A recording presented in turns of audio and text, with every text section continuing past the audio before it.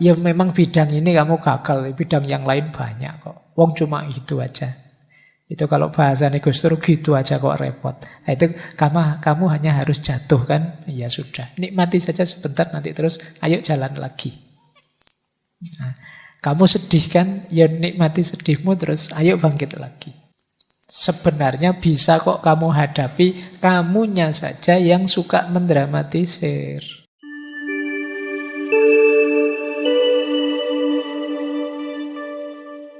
Baik, bismillah, kita bahas sekarang. Kalau tadi ini rutenya. Menarik ya, patah hati ada rutenya. Orang yang kecewa, orang yang patah hati, orang yang sedih, itu ada prosesnya.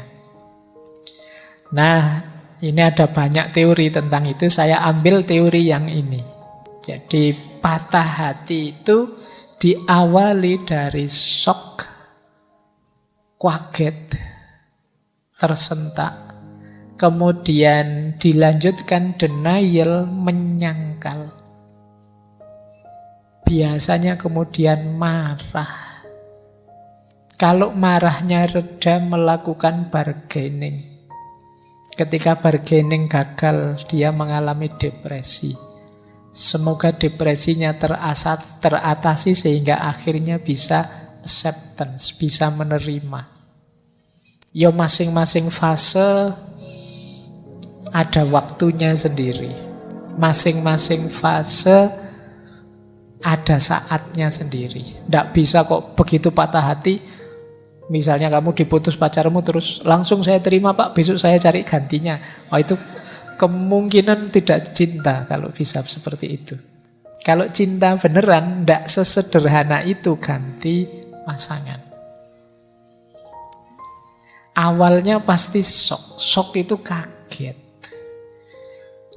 Jadi apa ada yang diputus pacarnya tidak kaget? Apa ada yang mengalami kekecewaan ditinggal yang dia cintai? Apapun atau siapapun yang dia cintai itu tidak kaget dan kecewa. Setiap orang pasti shock. Kamu sangat sayang dengan motormu, terus motornya terpaksa dijual karena utang SPP-mu banyak misalnya. Itu kan kamu tetap shock. Kenapa semula ada cinta di situ sekarang berpisah? Apalagi sama kekasih hatimu. Jadi tidak ada orang yang cinta beneran. Sudahlah kita sendiri-sendiri saja, putus saja terus alhamdulillah itu. Ya kalau bisa begitu itu namanya tidak cinta. Cinta beneran pasti shock. Bahkan selanjutnya denial, menyangkal. Wong sudah jelas diputus, kamu masih enggak kok. Itu mungkin dia marahnya sementara, nanti mesti balik lagi kok. Jadi ini masih nyangkal. Ah enggak, ini mungkin hanya temporer saja. Ah enggak, ini nyangkal. Jadi tidak percaya aku, dia bisa jauh dariku, masih menyangkal. Padahal faktanya sudah jelas. Ya kayak kamu dapat nilai E terus kemudian, wah, tidak percaya aku, mungkin dosennya salah, mungkin itu karena memang serangan pertama itu menyakitkan, sehingga orang terus menyangkal. Jadi tidak terima kalau dirinya mengalami rasa sakit itu, menyangkal. Nah, fase menyangkal ini bisa panjang. Enggak kok, dia mesti akan kembali lagi padaku, tunggu saja. Ini fase menyangkal. Sehingga kamu mungkin bisa berminggu-minggu, bisa berbulan-bulan menunggu dia kembali, dan dia tidak kembali-kembali. Nah, kalau sudah begitu biasanya masuk ke fase selanjutnya marah, anger.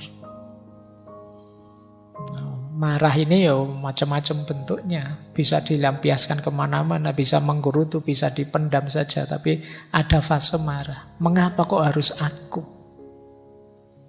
Apa salahku? Kurang opo aku sama dia? Sudah habis bensin berapa liter aku nganter dia? Loh, itu marah sudah, itu kemarahan sudah. Kalau tadi menyangkal, begitu sadar dia ternyata benar-benar pergi, marah mesti. Itu fasenya. Itu kalau pasangannya terus nikah dan dia ada di fase marah ini, hati-hati kalau datang ke pesta pernikahanmu, bisa rame itu. Kalau fase denial mungkin masih dia agak menarik diri, tapi begitu marah itu pengennya melampiaskan keluar. Setelah marah biasanya ada bargaining. Dia akan mencari cara, mbok yo jangan pergi, wis kamu pingin apa wis. Mbok yo jangan berpisah, kamu perlu apa? Apapun yang kamu inginkan aku penuhilah. Itu bargaining namanya. Kadang-kadang kalau tidak bisa bargaining sama orangnya, kita bargaining sama Tuhan. Ya Allah, mbok kembalikan dia padaku wis. Saya tak rajin sholat lah mulai sekarang. Ini bargaining namanya. Jadi kita kan kadang-kadang begitu. Ya Allah, saya tahu saya itu malas kuliah, tapi semoga saya lulus ya Allah. Janji setelah ini itu bargaining. Saya ngerti dia kecewa padaku, dia marah padaku karena saya kemarin khilaf sebentar, tapi semoga setelah ini saya janji tidak akan lagi. Ini namanya fase bargaining. Ketika bargaining ini gagal, lahirlah namanya depresi. Ini dimulai sudah fase stresnya. Fase gawat-gawatnya itu depresi ini. Kalau tidak terkontrol bisa efeknya besar. Jadi hati-hati kalau sudah sampai fase depresi, cari cara, cari jalan untuk meringankan rasa sakit ini. Nah, biasanya kalau sudah mampu menaklukkan depresinya, masuklah pada acceptance. Bisa menerima sekarang. Oh ya sudahlah, memang kalau harus berpisah, mau gimana lagi. Nah, itu acceptance. Ini semoga kalian pahami ya. Semoga dengan memahami ini prosesnya bisa lebih cepat. Oh, aku ini ternyata di fase marah. Nah, sudahlah, tidak usah panjang-panjang. Saya shortcut saja. Langsung saya terima. Nah, itu kalau bisa lebih bagus. Pasrah sajalah sama Allah, saya terima apapun keputusannya, itu lebih bagus. Tapi biasanya fase ini entah sadar atau tidak kita lewati. Dari shock, kemudian menyangkal, kemudian marah, kemudian ingin bernegosiasi, kemudian jatuh kita pada depresi, dan pada akhirnya menerima. Tapi kalau gagal mengelola depresi, fase menerimanya ya tidak datang. Ya, kita depresi bisa berkepanjangan. Baik. Jadi ini rutenya, atau mungkin pakai kalimat yang dulu pernah saya gunakan secara berbeda. Fase paling awal itu menyangkal, not me. Bukan aku, aku tidak ngalami ini. Kalau ini gagal terus dia masuk ke fase kedua, why me? Mengapa kok aku yang mengalami peristiwa sepahit ini? Kalau ini juga tidak terjawab, masuk pertanyaan ketiga, please not me. Tolong jangan aku deh, tidak kuat aku kalau ngalami yang seperti ini. Ini juga gagal, tanya lagi, why it still me? Kenapa kok ternyata memang aku yang gagal ini? Ternyata memang aku yang ditinggal. Terus fase bargaining. Fase bargaining itu I will but. Oke lah, tidak apa-apa. Tapi saya perbaiki lagi. Nah, itu yang selanjutnya. Kemudian slide-nya hilang, Rek. Saya tidak tahu ini. Laptopnya mungkin habis baterainya. Sudah mancep tadi, cuma tidak diklik. Ayo, tidak apa-apa. Why me? Pertanyaannya. Oke. Ini power di Mas.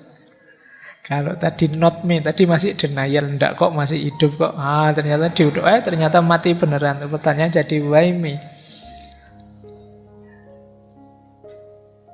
Semoga tidak membuat teman-teman patah hati karena terputus.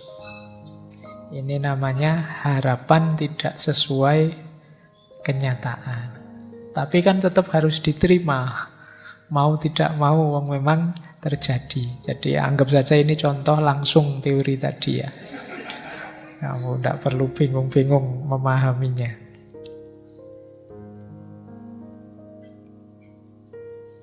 Baik, tidak apa-apa ya terputus. Jangan khawatir, meskipun putus, selesainya tetap on time kok.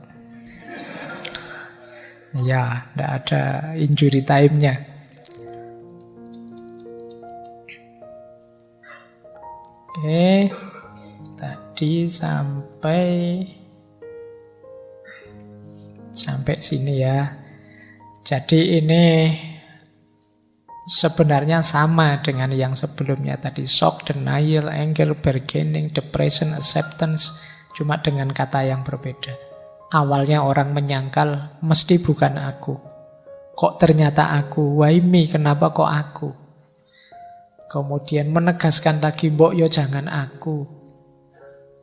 Terus kenapa sih kok masih aku? Why it's still me? Oke lah, mbok begini saja, itu bargaining. Tapi pada akhirnya ya diterima, it's okay, tidak masalah. Berarti sudah acceptance. Tapi ini prosesnya sampai it's okay ini panjang. Saya pernah baca buku itu paling cepat 6 bulan. Paling cepat loh ya berarti. Itu berarti bisa panjang. Ada ndak yang patah hati sampai hari ini terbayang-bayang terus? Nah, mestinya masih ada. Padahal patah hatinya sekian tahun yang lalu. Nah, kita menyebutnya ndak bisa move on. Tapi ya memang proses. Yang dalam diri setiap orang beda-beda proses sembuhnya patah hati ini.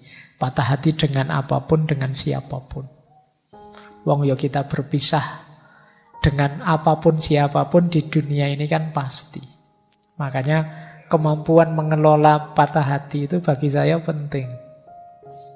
Mungkin saja kita tidak patah hati dengan pasangan kita, tapi pasti pada saatnya kita akan patah hati juga, berpisah juga dengan apapun. Baik, kita lanjutkan ya. Jadi ini rutenya. Sekarang kita cek efeknya. Nah, hati-hati loh ya, patah hati juga berhubungan dengan kesehatanmu. Yang pertama apa? Gangguan kecemasan kronis.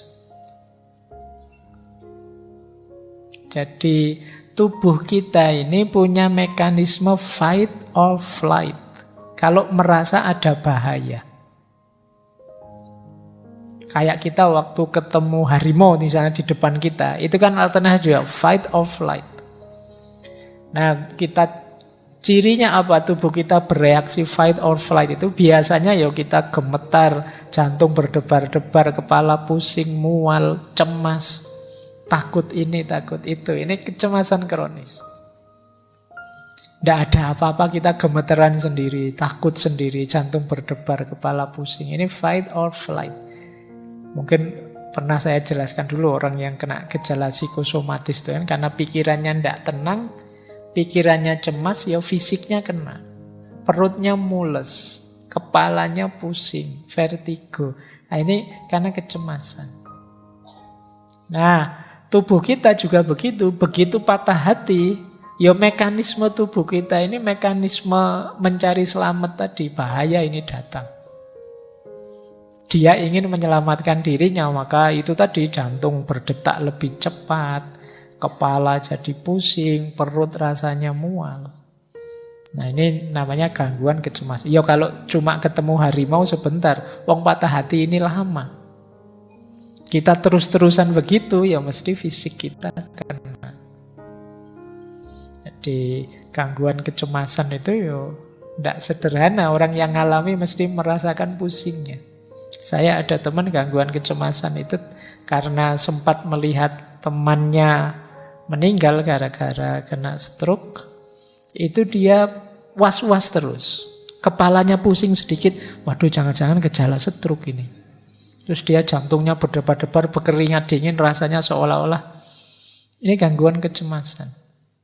Nah, yang patah hati juga mudah terkena ini. Karena patah hati itu tubuhmu merespon ada bahaya datang. Makanya orang sangat marah, orang sangat sedih itu kan jantungnya berdebar-debar, keringatnya keluar, keringat dinginnya keluar, mungkin asam lambungnya naik, sehingga dia pusing, dan lain sebagainya. Ayo dihati-hati. Ya kalau kamu masih muda, masih sehat, tapi nanti di usia tertentu mengalami gejala ini harus agak hati-hati. Nah, itu yang pertama. Apalagi karena situasi itu nanti sistem imun kita bisa turun. Kalau tadi dopamin dan lain-lain yang keluar, waktu kita sedih, stres, itu ada hormon namanya kortisol yang keluar. Kortisol ini orang menyebutnya hormon stres. Dia menurunkan kekebalan tubuh, menaikkan gula darah. Kalsium dalam tulang juga turun, tekanan darah naik. Kamu jadi kurus, jadi males makan.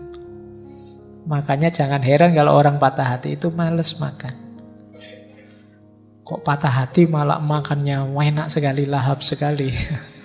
Kamu itu beneran patah hati apa gimana?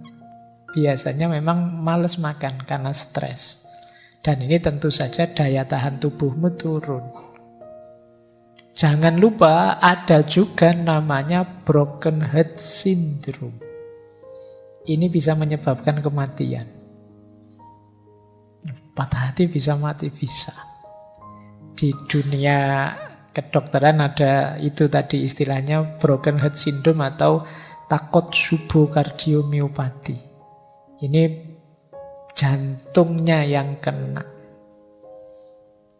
Jadi ketika ada tekanan kuat karena stres, ya jantungnya yang kena. Nah kalau sejak semula tidak terlalu fit, ya bisa saja membawa kematian.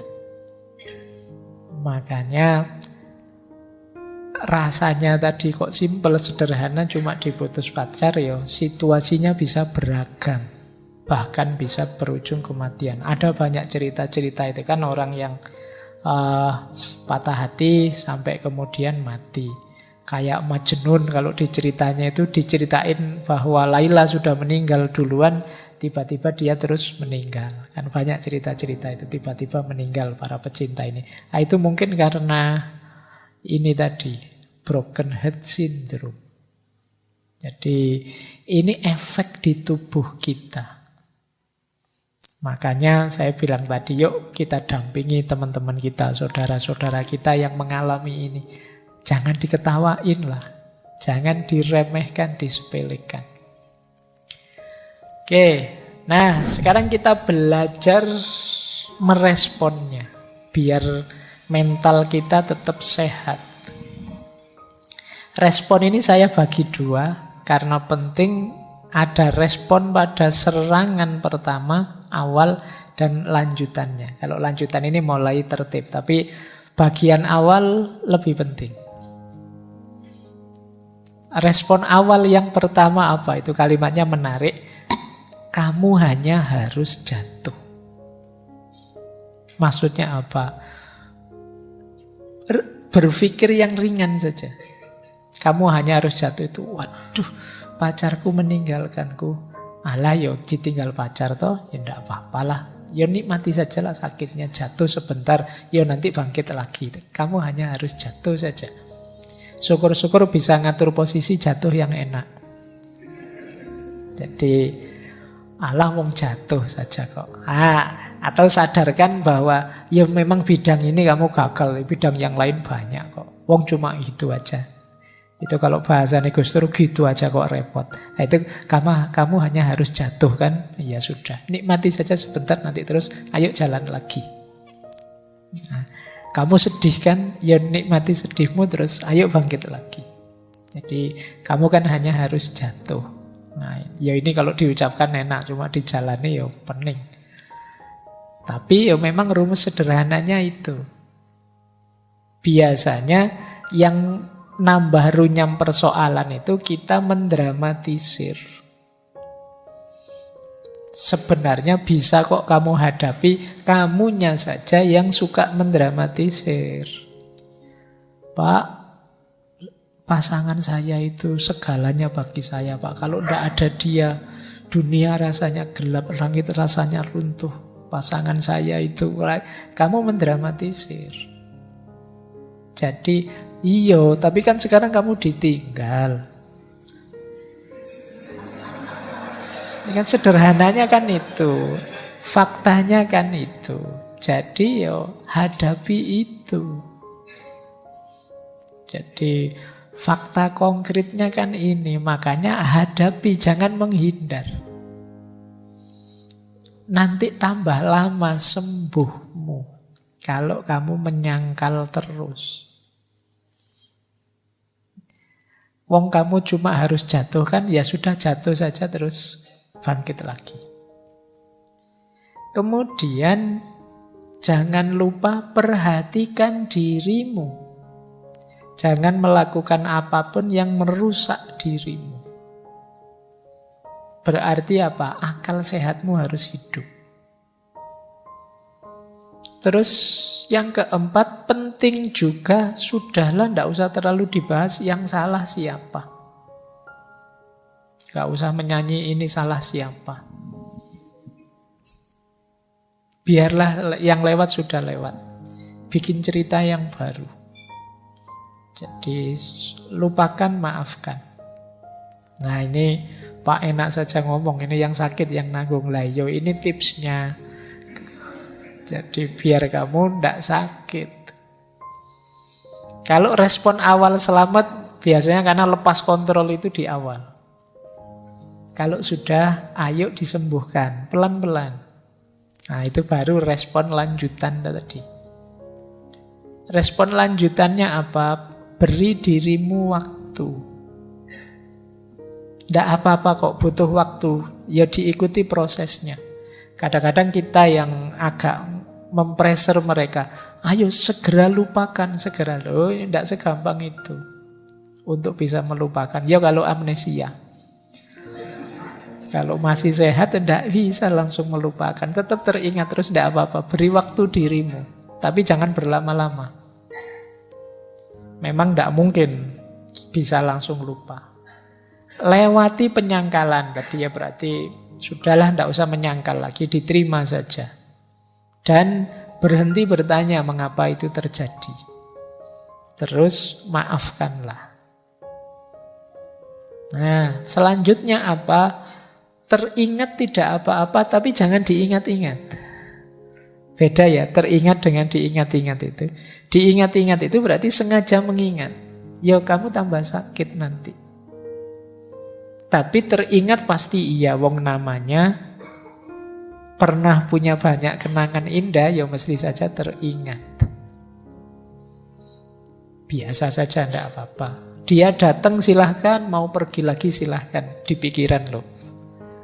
Pak kok saya teringat dia, ya tidak apa-apa, diikuti saja. Nah, nanti pada saatnya ya lupa lagi, nanti kapan datang ingat lagi, lupa lagi, biar saja. Tapi jangan secara sengaja diingat-ingat. Kelihatan kok secara sengaja mengingat-ingat itu. Jangan-jangan kamu tiba-tiba stalking Instagramnya, ngecek YouTube-nya. Ya kamu tambah sakit nanti. Kalau ke situ-situ lagi, jangan-jangan dia posting sama pasangannya yang baru. Wah, tambah sakit lagi kamu. Kamu tidak berani posting pasanganmu yang baru, kamu tidak dapat. Atau yang kamu dapat levelnya di bawah yang tinggal kamu misalnya. Sudahlah, tidak usah dipikir lagi, tidak usah mancing-mancing ke situ. Kemudian apa? Tetap merasa berharga, jangan minder, menjatuhkan value tadi sampai ke level FOS yang paling rendah, merasa dirimu tidak berharga. Engkau tetap berharga, dia saja yang tidak tahu hargamu.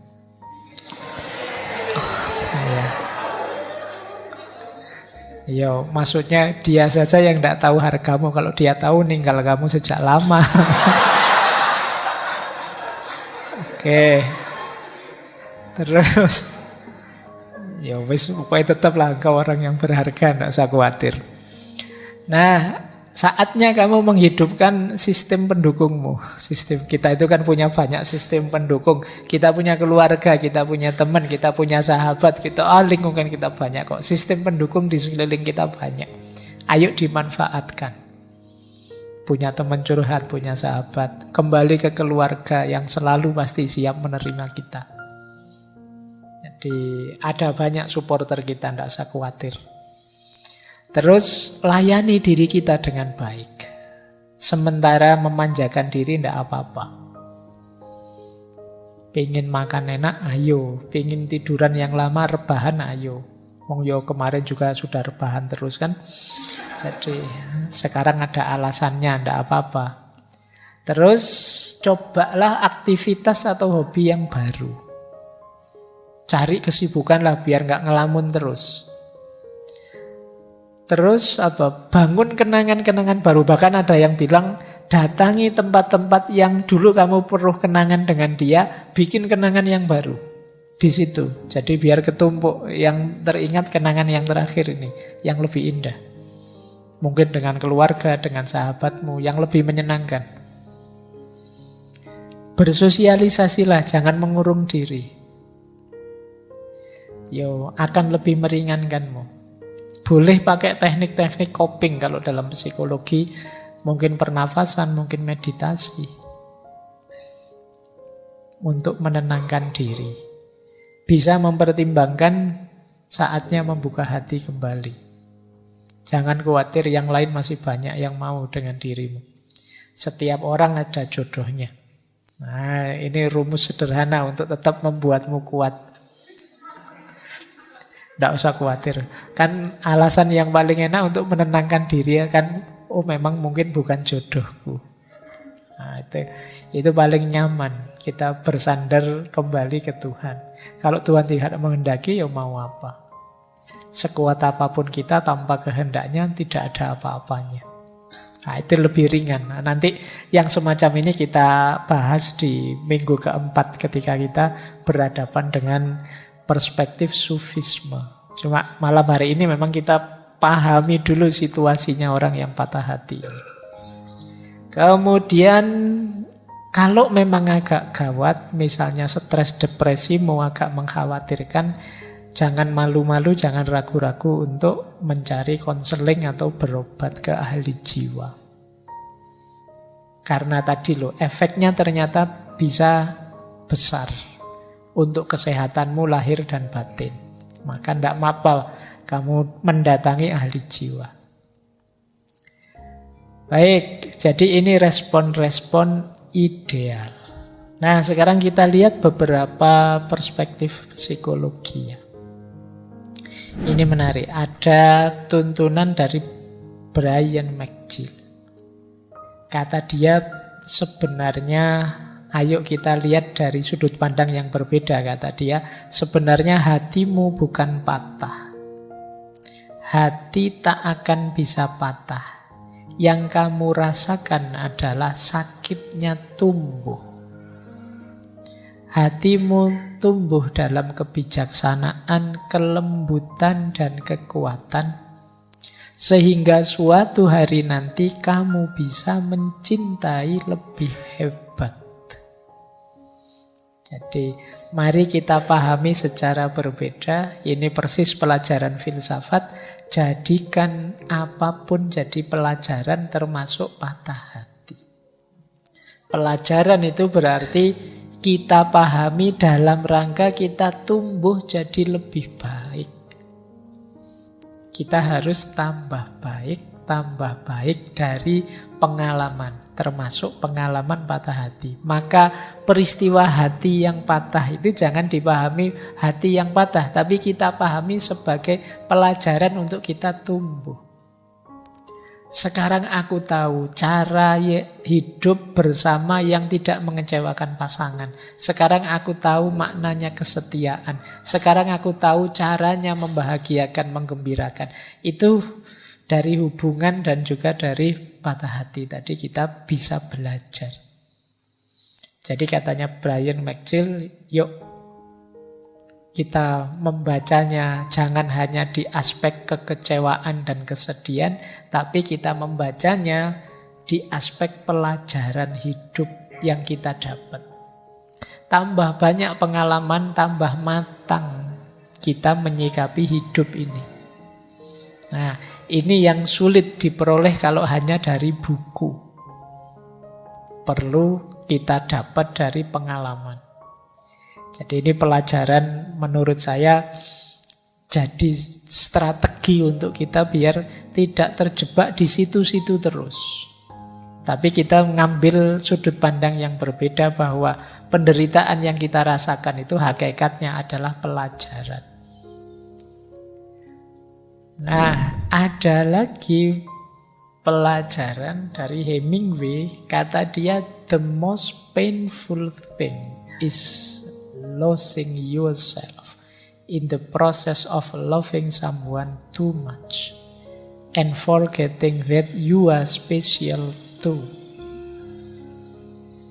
Kalian boleh tetap nyambung, boleh pisah, tapi tolong jangan kehilangan dirimu. Banyak orang yang saking melekatnya pada seseorang dengan alasan saking cintanya sampai dia melenyapkan dirinya, kehilangan dirinya. Jadi cinta berubah jadi kompromi-kompromi. Asal engkau tidak pergi, aku rela berubah jadi apapun yang engkau inginkan. Ini namanya kompromi, bukan cinta. Atau kalau pasanganmu hanya mau mencintaimu dengan syarat dan ketentuan seperti iklan. Ya, itu kan kalau iklan itu kan begitu. Aku mencintaimu terus ada tanda bintangnya di bawahnya syarat dan ketentuan berlaku loh. Itu bukan cinta, itu dagang. Jadi di antara kuncinya cinta itu bisa tegak, ya engkau jadi dirimu, dia jadi dirinya. Kemarin dulu kita bahas yang ini ya, ketika kita membahas Khalil Gibran.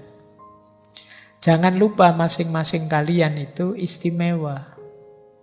Justru istimewanya terletak dalam perbedaan. Jadi kunci mencintai itu kan salah satunya ada respect, saling menghargai. Jadi kalau ada cinta yang membuatmu kehilangan dirimu dalam proses mencintai itu, sebenarnya itulah the most painful thing, kata Hemingway. Itu yang paling menyakitkan. Cinta itu sebenarnya mendukungmu untuk semakin eksis jadi manusia, seperti minggu depan kita bahas. Tapi justru cinta bisa melenyapkanmu. Nah, ini yang paling menyakitkan.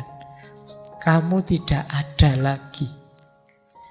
Kamu memasrahkan dirimu sepenuhnya pada yang engkau cintai, sesuai keinginannya, sesuai perintahnya, sesuai kehendaknya, ya selesai, kamu kehilangan dirimu. Dan sebenarnya itulah yang paling perlu disesali. Ini kata Hemingway. Nah, ini pelajaran selanjutnya. Jadi patah hati itu natural saja, karena yang bertemu itu bisa cocok, bisa tidak. Perpisahan itu niscaya. Tapi semoga kalian tidak kehilangan diri, tidak berkompromi. Nah, ini juga ada kalimat, air mata yang mengalir untuk orang lain itu bukan tanda kelemahan, tetapi tanda hati yang jernih. Nah, ini oke ya. Jadi apa, kalau patah hati tidak usah malu-malu, nangis saja tidak apa-apa. Justru itu menunjukkan ya kalian memang tulus mencintainya. Makanya ketika berpisah sakit. Nah, ya yang cowok juga tidak usah malu-malu, kalau pengen nangis ya nangis, tidak apa-apa. Kenapa? Ya mosok kamu pisah terus ketawa. Itu berarti tidak cinta, tidak tulus tadi. Pisah terus nyukur-nyukur ke, yo rasain lu, enggak lah. Kalau memang tulus kemarin mencintai, berpisah itu memang sakit. Tidak apa-apa menangis karena tangisan itu bukan pertanda bahwa kamu lemah, tapi pertanda bahwa kamu tulus. Jadi, wong manusia itu makhluk makna. Apa-apa ya kamu maknai yang positif lah. Tangisan dimaknai sebagai ketulusan. Nanti perpisahan dimaknai sebagai takdir atau barokah atau apalah, monggo. Nah itu kan lebih meringankan hatimu daripada kamu maknai sebagai bencana.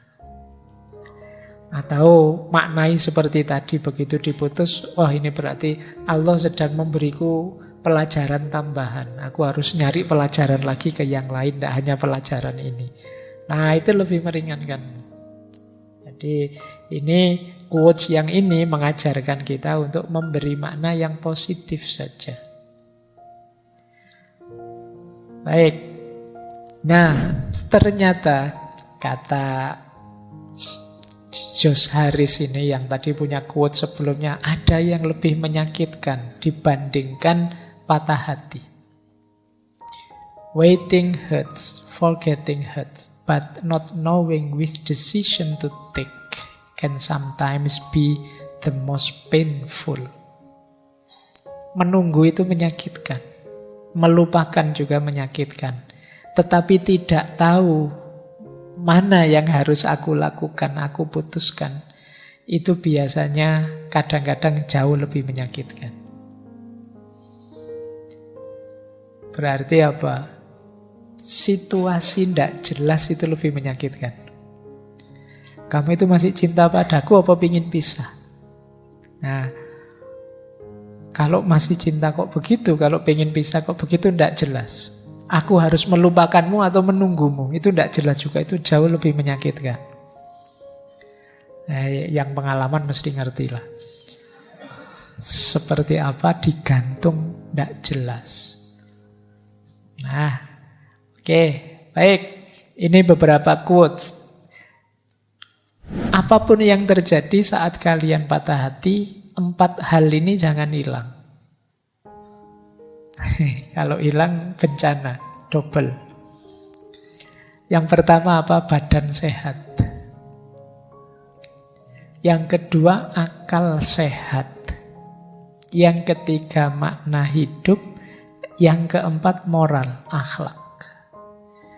Patah hati bukan alasan kalian boleh melakukan apa saja, termasuk yang nabrak norma-norma moral, akhlak dan adab. Jadi kalian boleh ngapain saja untuk melampiaskan, mencari hiburan, tapi jangan nabrak norma, akhlak dan adab. Jangan kehilangan makna hidup dan tujuan hidup. Pastikan akalmu tetap sehat, badanmu tetap sehat. Apapun yang terjadi. Nah, mau kamu menyanyi-nyanyi sedih berhari-hari, berminggu-minggu, mau kamu nangis menghabiskan berbantal-bantal, tidak apa-apa. Asal badanmu tetap sehat, berarti yo habis nangis kalau waktunya makan ya makan. Jadi biar tetap sehat. Nah, akal sehatnya juga dijaga, jangan melakukan yang aneh-aneh. Makna hidup juga harus tetap diyakini. Hidup tetap harus bermakna. Versimu, meskipun setelah patah hati mungkin ada pergeseran-pergeseran, tapi jangan hidup tanpa tujuan. Dan akhlak, jangan diterjang, jangan ditabrak. Begitu kalian nabrak 4 hal ini, maka kalian tidak keluar dari masalah, tapi akan nambah masalah. Pokoknya jangan lupakan ini saja. Sisanya setiap orang mungkin punya strategi sendiri, tapi ini nanti jadi kunci. Karena itu tadi, kalian kan hanya harus jatuh. Wong cuma hanya jatuh itu saja kan tidak harus mengorbankan keseluruhan hidupmu. Nah ini 4 yang jangan hilang.